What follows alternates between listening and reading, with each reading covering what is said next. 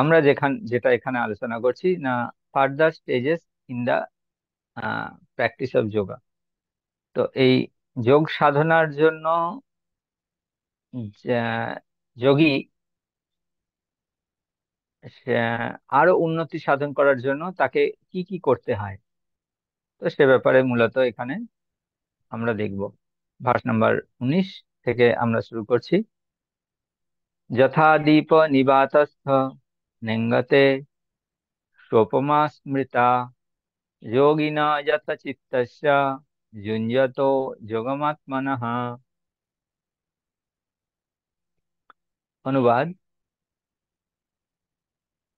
বায়ু শূন্য স্থানে দীপশিখা যেমন কম্পিত হয় না, চিত্তবৃত্তির নিরোধ অভ্যাসকারী যোগীর চিত্ত তেমনি অবিচলিত থাকে। অর্থাৎ একজন যোগীর মন কখনোই বিচলিত হয় না। তো এখানে এই 6 চ্যাপ্টারের মধ্যে, ধ্যান যোগের মধ্যে এখানে বলা আছে রিয়েলাইজেশন ইন স্টেজ অফ সমাধি। এরপরে আমরা সেই ভার্স নাম্বার 20 থেকে সেখানে আসব। তো ভার্স নাম্বার 19 এখানে তার আগের পার্ট এবং পরের পার্টের সঙ্গে একটা লিঙ্ক করা হচ্ছে যে কৃষ্ণ এখানে 18 নম্বর যে ভার্স আছে, আমরা 18 নম্বর ভার্সের একবার অনুবাদে যাব। এখানে বলছেন, ভগবান বলছেন, যোগী যখন অনুশীলনের দ্বারা চিত্তবৃত্তি নিরোধ করেন এবং সমস্ত জড় কামনা বাসনা থেকে মুক্ত হয়ে আত্মাতে অবস্থান করেন, তখন তিনি যোগযুক্ত হয়েছেন বলে বলা হয়। অর্থাৎ ঠিক যেরকম আহ একটা প্রদীপ, যদি বায়ু থাকে তো প্রদীপের শিখাটা কি নড়তে থাকে, কিন্তু শিখাটা যেখানে বায়ু থাকবে না, উইন্ডলেস প্লেস যেখানে, তো ঠিক একদম স্থির থাকবে। তো যোগের স্থিতিটাকে এখানে সেটাই বলা হয়েছে, যোগযুক্ত। তিনি কখনোই টালবেটল হবেন না। তো এটা এখানে এইভাবে আহ একটা অ্যানালজি দেয়া হচ্ছে। এবং তার পরের 19-এ এখানে বলা হচ্ছে যে আহ তাৎপর্য প্রপাত বলছেন যে বাতাস না থাকলে দীপশিখা যেমন স্থিরভাবে জ্বলে, সর্বতোভাবে পরব্রহ্মের চিন্তায় ধ্যানস্থ হয়ে আছেন যে ভক্ত, তার চিত্ত সেই দীপশিখার মতোই স্থির, নিশ্চল। অর্থাৎ এখানে সেই উপমা দেয়া হচ্ছে, সেই অ্যানালজি দেয়া হচ্ছে। এবং ভার্স নাম্বার 20 থেকে 23 পর্যন্ত আমরা দেখব যে কি কি বলা আছে না, সেখানে রিয়েলাইজেশন ইন স্টেজেস অফ সমাধি। সমাধি আহ, যারা প্রাপ্ত হন যোগের, যেটা সব থেকে আহ একদম অন্তিম স্থিতি, যম নিয়ম আসন প্রাণায়াম, এবং সব থেকে অন্তিম স্থিতি হচ্ছে সমাধি। এবং সেই স্তরে তিনি সবসময় তিনি তার হৃদয় পরমাত্মাকে উপলব্ধি করতে পারেন। তো এই ব্যাপারে আমরা 3টে ভার্সে আমরা দেখব। Vision of Yogi, perfect yogi, and action. তো এই 3টে স্টেপ বাই স্টেপ 20 to 32 আলোচনা করা হয়েছে। একজন যোগীর ভিশন কি, তিনি কি ধরনের কর্ম করেন, অ্যাকশন। তো ভার্স নাম্বার 20-তে আমরা আসি। 20 to 23। यत्र परमते चित्तं निरुद्धं योगसेवया यत्र चैवात्मनात्मानं पश्यन्नात्मनि तुष्यति সুখম আত্মা সুখম আত্যন্তিকং যত্তদ বুদ্ধি গ্রাহ্যম অতীন্দ্রিয়ম वेत्ति यत्र न चैवायं स्थितश्चलति तत्ततः यं लब्ध्वा चापरं लाभं मन्यते नाधिकं ततः यस्मिन् स्थितः न दुःखेन गुरुणापि विचल्यते तं विद्या दुःखसंयोग वियोगं যোগসঙ্গীতম। দেখুন, রিয়েলাইজেশন কি না একজন যোগীর, তো সেটা এখানে বলা হচ্ছে না, যোগ অভ্যাসের ফলে যে অবস্থায় চিত্ত সম্পূর্ণরূপে জড় বিষয় থেকে প্রত্যাহৃত হয় সেই অবস্থাকে বলা হয় যোগ সমাধি। অর্থাৎ একজন যোগী যোগ অভ্যাস করছে, সেখান থেকে সেই অভ্যাসের স্তর থেকে তার মনে কোন রকম জড়জাগতিক কোনো কিছু আসা, কোন জড় বিষয়কে উপভোগ করার কোনো বাসনা তার থাকবে না। সমস্ত কিছু থেকে তিনি নিজেকে উইথড্র করে নেন, তিনি যোগ সমাধি প্রাপ্ত হয়েছেন।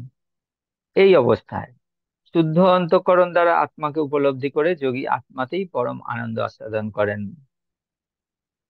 তো যেরকম ভগবান, তিনি হচ্ছেন যত্র যোগেশ্বর কৃষ্ণ, যোগেশ্বর হচ্ছেন কৃষ্ণ। তো তার থেকে শ্রেষ্ঠ যোগী আর কেউ নেই। তো যোগে, যিনি যোগী তার একটা লক্ষণ কি না, তিনি আত্মাতেই রমণ করতে পারেন। তিনি আত্মা, তিনি নিজে নিজের মধ্যেই সন্তুষ্ট। তাকে সন্তুষ্ট করার জন্য অন্য কারো কিছু আমরা অন্য কিছুর প্রয়োজন হয় না। আমরা যদি সন্তুষ্ট হতে চাই, আমরা অন্য কিছুর উপর ডিপেন্ডেন্ট। হয় আমাদের মোবাইল লাগবে, তা না হলে আমাদের ভালো অ্যাসোসিয়েশন লাগবে, তা না হলে আমাদের ভালো খাবার লাগবে। আইদার আমাদের কর্ণ ইন্দ্রিয়, না হলে জিহ্বা ইন্দ্রিয়, কিংবা মন ইন্দ্রিয়, এই ইন্দ্রিয়গুলোর উপর আমাদের ডিপেন্ডেন্ট, এবং এর উপর ডিপেন্ড করে আমাদের ভালো লাগাটা ভ্যারি করে। আমরা ভালো খাবার পেলাম না, ভালো লাগবে না। ভালো কিছু দেখতে পাচ্ছি না, ভালো লাগবে না। ভালো কোনো বন্ধু নাই, ভালো লাগবে না। তো কিন্তু একজন যোগী এরকম না, তিনি নিজে নিজেই সন্তুষ্ট। তো তিনি আত্মাতেই পরম আনন্দ আস্বাদন করেন। সেই আনন্দময় অবস্থায় অপ্রাকৃত ইন্দ্রিয়ের দ্বারা অপ্রাকৃত সুখ অনুভূত হয়। অপ্রাকৃত ইন্দ্রিয় অর্থাৎ আমাদের ইন্দ্রিয়গুলো তখন সেই স্তরেতে কি হয় না, আর প্রাকৃত থাকে না। হ্যাঁ, এবং তখন সেই আনন্দটাও হচ্ছে অপ্রাকৃত। তো এই পারমার্থিক চেতনায় অবস্থিত হলে যোগী আর আত্মতত্ত্ব জ্ঞান থেকে বিচলিত হন না, এবং তখন আর কোনো কিছু লাভই এর থেকে অধিক বলে মনে হয় না। তো সেই জন্য those who are spiritual person, they never want any material gain. তো এই অবস্থায় স্থিত হলে চরম বিপর্যয় চিত্ত বিচলিত হয় না। জড়জগতের সংযোগজনিত সমস্ত দুঃখ দুর্দশা থেকে এটি হচ্ছে প্রকৃত মুক্তি। জড়জগতের মধ্যে তিতাব যন্ত্রণা রয়েছে, যেরকম আমাদের পরমারাধ্য গুরু মহারাজ হিজ হোলিনেস জয়পতাকা মহারাজ, তিনি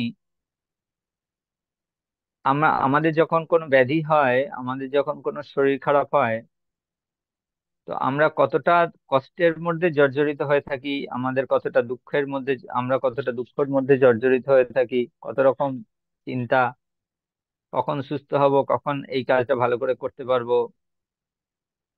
কিন্তু ভগবানের যে সমস্ত শুদ্ধ ভক্তরা রয়েছেন, ইনারা এত ব্যাধি, এত ক্লেশ শরীরের মধ্যে, একটা শরীর যিনি নিজে থেকে কিছু করতে পারেন না, তো সেই পরিস্থিতিতেও সেটা তার কাছে কোনো রকম বিপর্যয় না। তার জন্য তিনি বিন্দুমাত্র বিচলিত নন। তার চিন্তা কি না, তিনি ফুললি কৃষ্ণ কনসাস হয়ে রয়েছেন। কিভাবে বদ্ধজীবদের মুক্তি দেয়া যাবে, উদ্ধার করা হবে, সেই চিন্তাতেই তিনি রত। তো এইটা হচ্ছে যোগের পূর্ণতা প্রাপ্তি। অর্থাৎ তখন কোন রকম বিপর্যয় তার কোন রকম, তার কাছে সেটা বিপর্যয়ের মতো নয়। তো সেই জন্য আহ এই ধরনের যে সুখ, ফুললি ট্রান্সিডেন্টাল, অপ্রাকৃত। তো এখানে আমরা দেখছি যে primary characteristic of yoga principle. তো এই রিসেন্ট ইন্টারন্যাশনাল যোগা ডে গেল, yoga day, yoga means not like just sitting in a gesture, কোনোভাবে একটা আসনের মাধ্যমে বসা, বা হয়তো কিছু শ্বাস প্রশ্বাসকে, প্রাণায়াম যেটাকে বলে, করা। না, যোগা মানে এটা নয়। Yoga means how to connect, how to add, how to যোগ উইথ কৃষ্ণ। তো যখন একজন যোগ অভ্যাস করেন, by practicing of yoga, one become gradually detached from material concepts.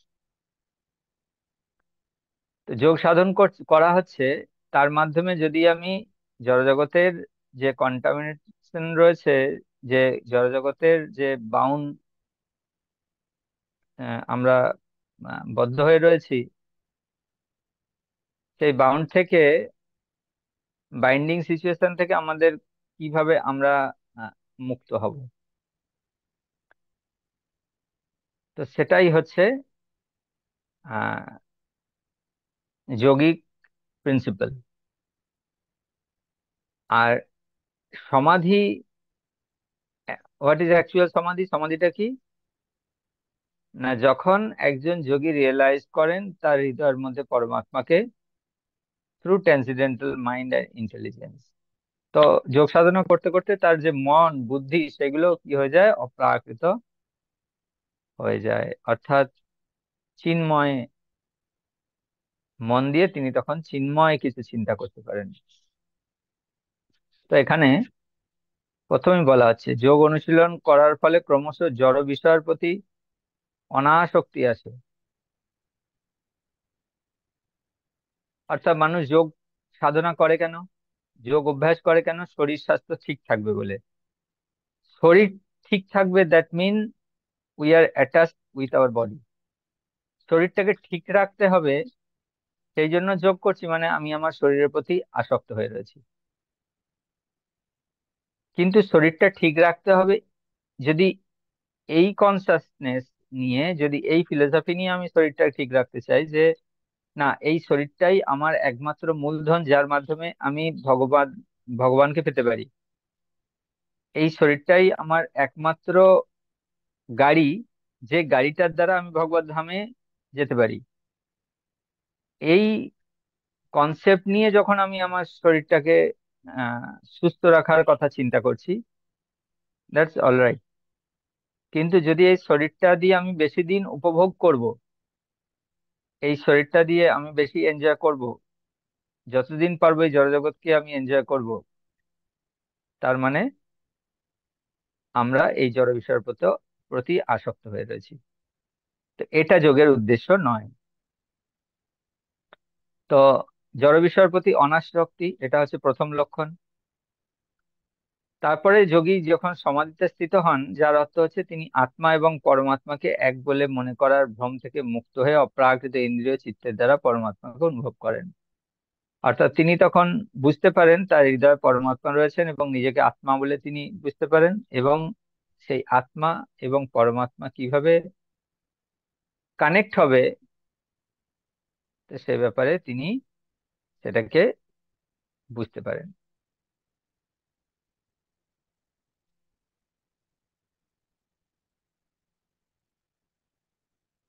তো পতঞ্জলি মুনি, অর্থাৎ পতঞ্জল যোগ শাস্ত্রের মধ্যে যেটা বলা হয়েছে, পতঞ্জলি সিদ্ধান্ত, যে সিদ্ধান্ত, আহ, তো তিনি এই ব্যাপারে স্বীকৃতি দিয়ে গেছেন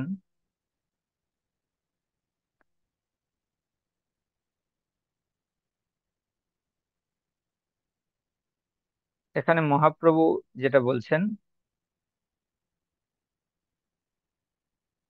যে যথার্থ মুক্তি হচ্ছে চিত্তের শুদ্ধি, ভব মহা দাবাগ্নি নির্বাপনম, নির্বাপন করা হয় সেই দাবাগ্নিকে। কিসের দ্বারা? যখন আমরা আমাদের চেতনার চিত্তরূপ দর্পণকে মার্জন করি। So these are the process: samadhi and transcendental pleasure through transcendental senses. যখন আমাদের ইন্দ্রিয়গুলো পূর্ণতা প্রাপ্ত হবে, তার দ্বারা যে সুখ উপলব্ধ হবে, আমরা যদি সুখী হই তো কিসের মাধ্যমে সুখী হচ্ছি? আমাদের মনের দ্বারা সুখী হচ্ছি। তো মনটা যখন জাগতিক বিষয়ের দ্বারা কিছু সুখী হয়, তখন মনটা জাগতিক হয়ে রয়েছে, দ্যাট মিন ম্যাটেরিয়াল মাইন্ড। মনটা এখন চিন্ময় কিছুতে আনন্দ প্রাপ্ত হচ্ছে, তো তার মানে মনটা তখন চিন্ময় স্তরে রয়েছে। ট্রান্সিডেন্টাল প্লেজার থ্রু ট্রান্সিডেন্টাল সেন্সেস। তো কেউ কেউ এরকম বলেন যে আত্মা এবং পরমাত্মা, যেটা এখানে দেখলাম যে আহ এক বলে মনে করেন। তো পতঞ্জলি যে সিস্টেম, সেখানে বলা আছে যে ট্রান্সিডেন্টাল প্লেজার অর্থাৎ যে চিন্ময় সুখ, যেটা মনিস্ট ডু নট অ্যাকসেপ্ট। অ্যাকচুয়ালি যারা আহ, এক হয়ে যাওয়ার, আত্মার সঙ্গে বিলীন হয়ে যাওয়া, পরম ব্রহ্মের সঙ্গে বিলীন হয়ে যাওয়ার, এরকম কারো কারো সিদ্ধান্ত হয় ভগবানের সঙ্গে এক হয়ে যাব, তো সেই ধরনের যে থিওরি, এটাকে ভক্তি জীবনে বলা হচ্ছে জাস্ট লাইক সুসাইড। ভগবান আমাদেরকে সৃষ্টি করেছেন যাতে আমরা তার সেবা করতে পারি, এবং আমরা যাতে ভগবানকে সেবার মাধ্যমে আনন্দ পেতে পারি। কিন্তু আমরা সেটা না করে কি না, আমাদের যে একটা স্বাধীন সত্তা রয়েছে, সেই সত্তাটার বিনাশ করছি, আমরা ভগবানের সঙ্গে আবার মার্জ হয়ে যাচ্ছি। তো তাহলে সেই সত্তা থাকলো না, নিজস্ব সত্তা থাকলো না। আহ, তো সেই জন্য যোগিক প্র্যাকটিস, যেটা যোগ সাধনা, প্রপাদ যেটা এক্সপ্লেন করছেন, এখানে আমরা তাৎপর্যের মধ্যে পাবো।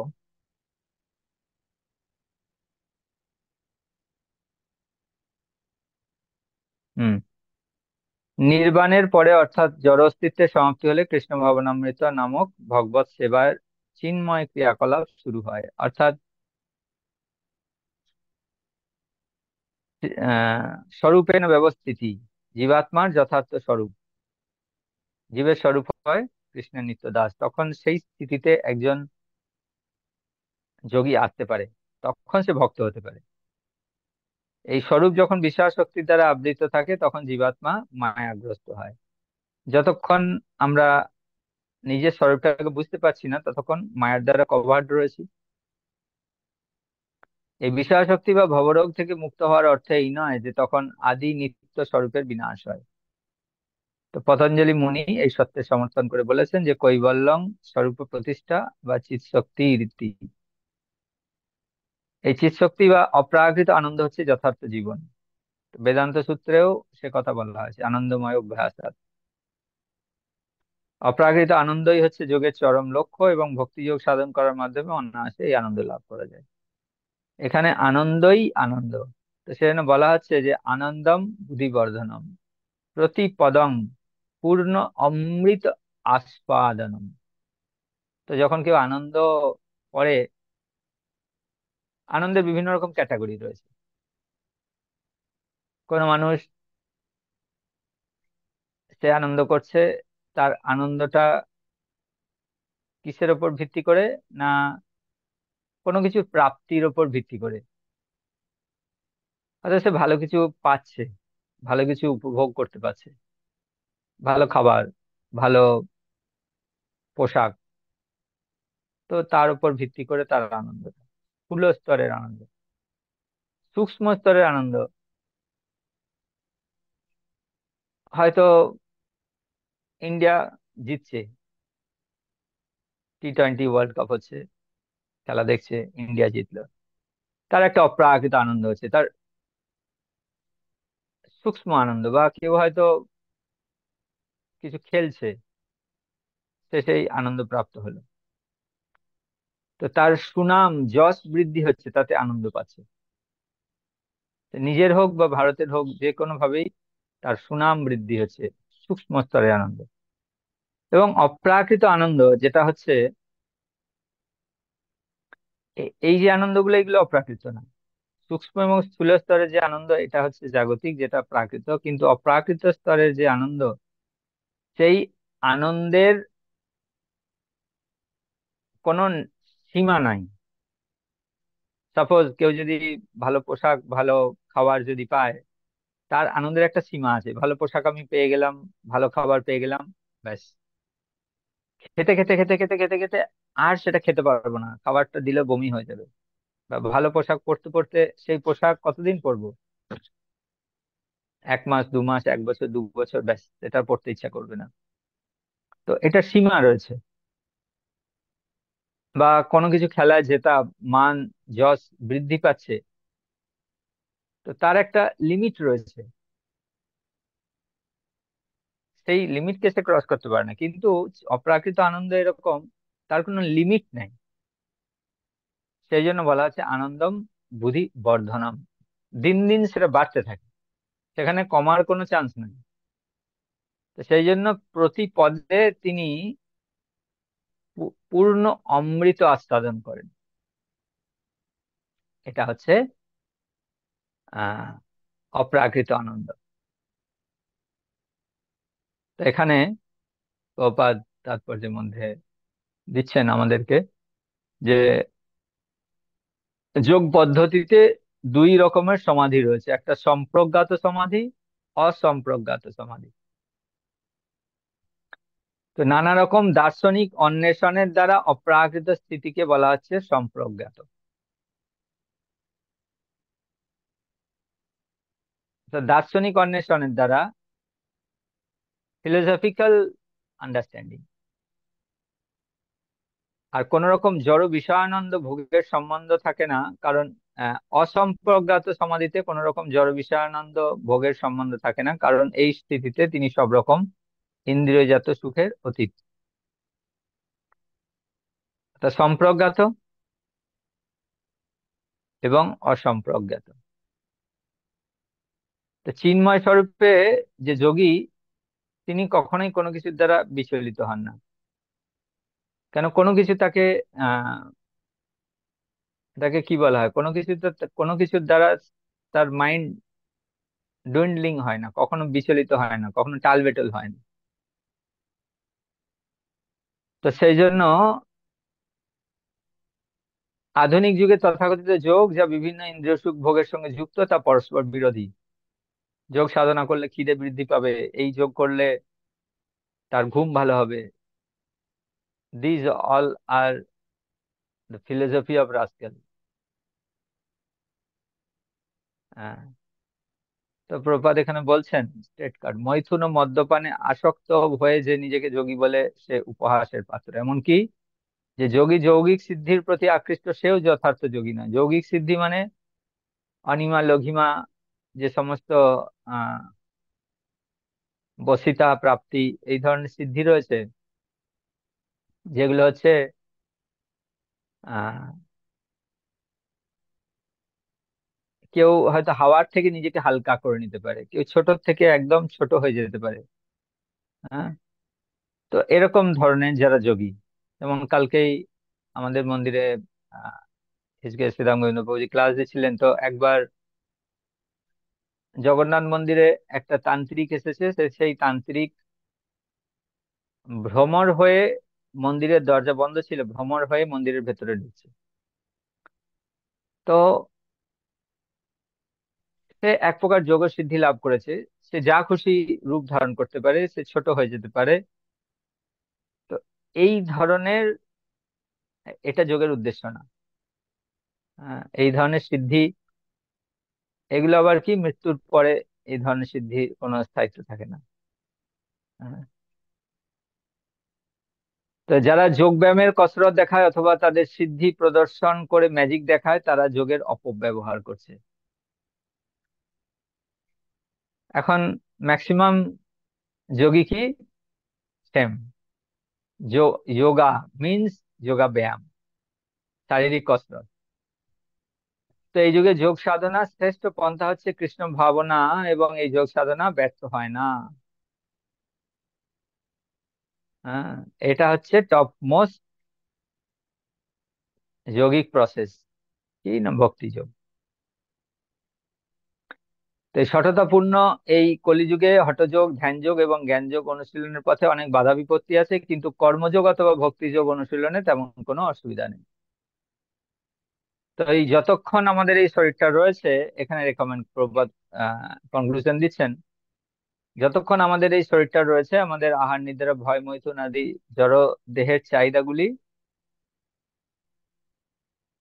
মেটাতে হবে। কিন্তু শুদ্ধ ভক্তিযোগ বা কৃষ্ণ ভাবনা অনুশীলন করার মাধ্যমে যখন এই আবশ্যকতাগুলি মেটানো হয়, তখন ভক্তের ইন্দ্রিয়গুলি উত্তেজিত হয় না। তো স্বাভাবিক, একজন ভক্ত তিনি আহার করছেন তার শরীরকে ধারণ করে রাখার জন্য, তিনি নিদ্রায় যাচ্ছেন তার শরীরকে সুস্থ সতেজ রাখার জন্য, যাতে তা দিয়ে ভগবানের সেবা হবে। তিনি ভয় পাচ্ছেন, অপরাধকে ভয় পাচ্ছেন, বৈষ্ণব অপরাধকে। তিনি মৈথুন কার্যের সঙ্গে যুক্ত হচ্ছেন সন্তান প্রতিপাদনের জন্য, কৃষ্ণ ভক্ত সন্তান উৎপাদনের জন্য। তো এইভাবে, এই কনসেপ্টে তিনি সবকিছুই করছেন, কিন্তু চিন্ময় স্তরে তিনি রয়েছেন। হ্যাঁ। তো এখানে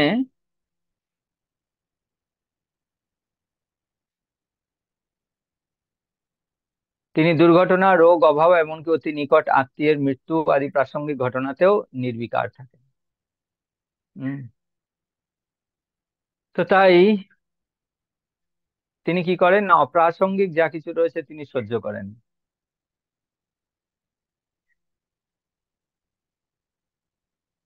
কারণ তিনি ভালো করে জানেন যে এই সমস্ত অনিত্য।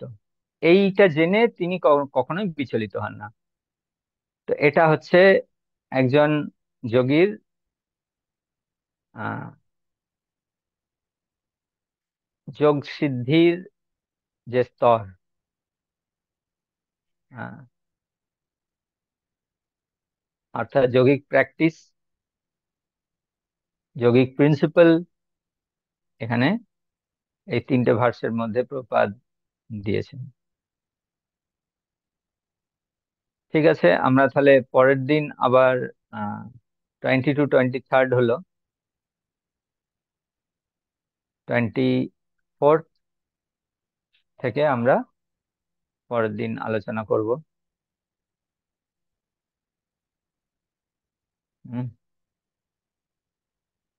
24 to 32 আমরা পরের দিন কভার করার চেষ্টা করব। সেখানে বলা হচ্ছে যে vision of perfect yogi and action of a perfect yogi, এই দুটো জিনিস আমরা